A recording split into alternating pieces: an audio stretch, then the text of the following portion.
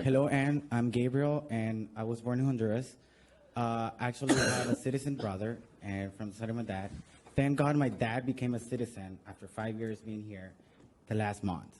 Now, I am as a U.S. resident, and in 3 years, I will gladly become a U.S. citizen.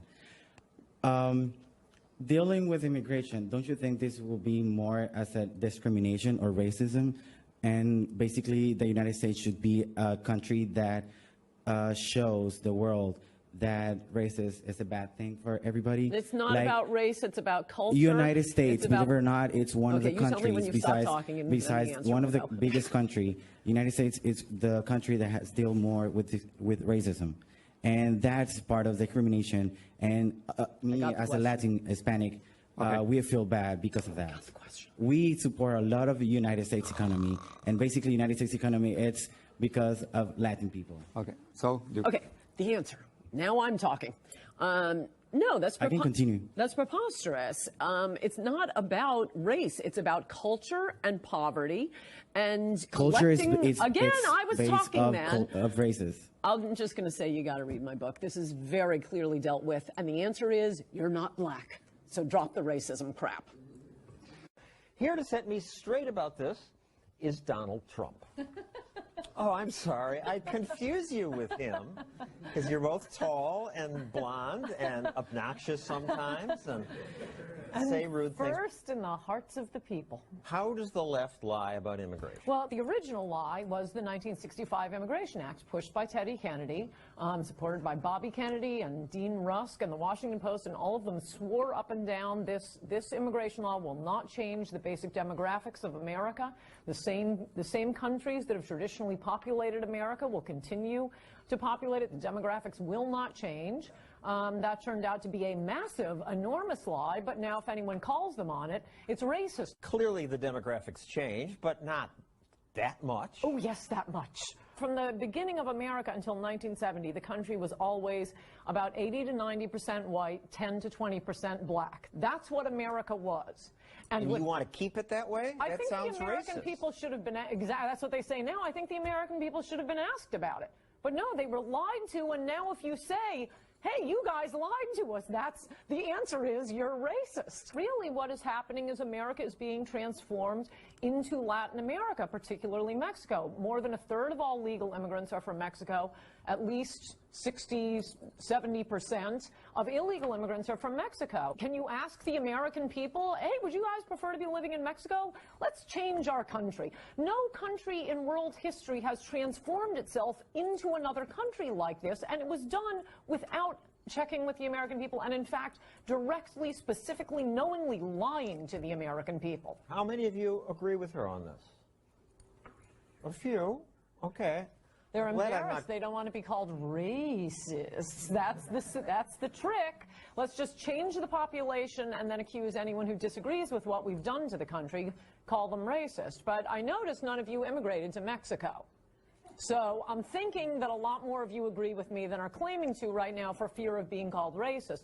In fact, Mexican immigrants didn't stay there. They didn't immigrate to Honduras. No, because China didn't immigrate to Pakistan. They wanted to come to the country that is or was America. If this continues, it is not going to be America. Why isn't it America if there are more people from Latin America and from Asia? Because these are very, very different cultures. Very different cultures. What determines the least corrupt countries is number of years of British rule and Protestantism. If you were to ask Ann, I'd say you want a country run by either WASPs or Ashkenazi Jews, but I haven't done the studies the Harvard guys have done. Americans overwhelmingly say they want less immigration, not more. And what's the problem? Switzerland, Australia, they have twice as many immigrants per capita as we have. Switzerland, you have to be there 3 generations before you can become a citizen. I think that's a fine idea. 27% of the country is made up of immigrants. It's 13% in the United States. I'm confident they are not taking more immigrants from Nigeria than England as America is. Since you bring up Nigeria... I don't believe the stat you're about to give. That Nigerians are more likely to work than native-born Americans? Nigerians who come here? Yeah, no, higher and percentage? allegedly Also from higher Ghana? educated. Twice. No, I've gotten too many requests to contribute to the Nigerian prince or fill out a credit card to believe any That's of a their scam. statistics. That's different from actual Nigerians coming here. Where do you think this comes from? It's self-reports. They are not twice as likely to get a college degree as I don't Americans. believe it. I do not believe it. I think she's a lot smarter than presidential candidate Lindsey Graham. But when it comes to immigration, I think she's wrong and Graham is right.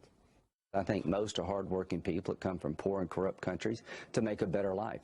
They are, and that's a good thing. So what? Good for them. Very admirable. Is it good for America? On balance, I would say yes. Well, that's the question that should be asked, not that they're hardworking or admirable people. Not that you have all the answers, but what do you think? Are they on balance good for America? This is so not a question to be polling people on. Hands up? Yes? No? Okay, now you're annoying me even more than the polls do. All we ever hear is diversity is strength, diversity is strength. We're a nation of immigrants. These are lies. You never get to hear the other side. Look, 70%, more than 70% of illegal immigrants are accepting government assistance. That's not true. It's absolutely true.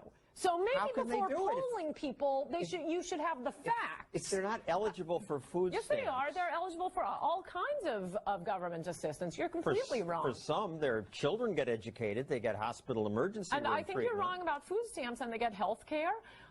They often get housing assistance. They don't get welfare. They don't get Section 8 housing. No, they don't get one form of welfare. People who are poor and coming from dysfunctional cultures, from corrupt cultures, who are used to being bossed around, are not going to be, working harder than Americans and less likely to accept government assistance. And they are driving down low-wage workers. Income inequality is through the roof. They aren't taking your job. They're probably not taking any of your jobs. But they are taking jobs of people at the bottom of the income ladder, and they're our fellow Americans. Doing jobs Americans often don't want to do.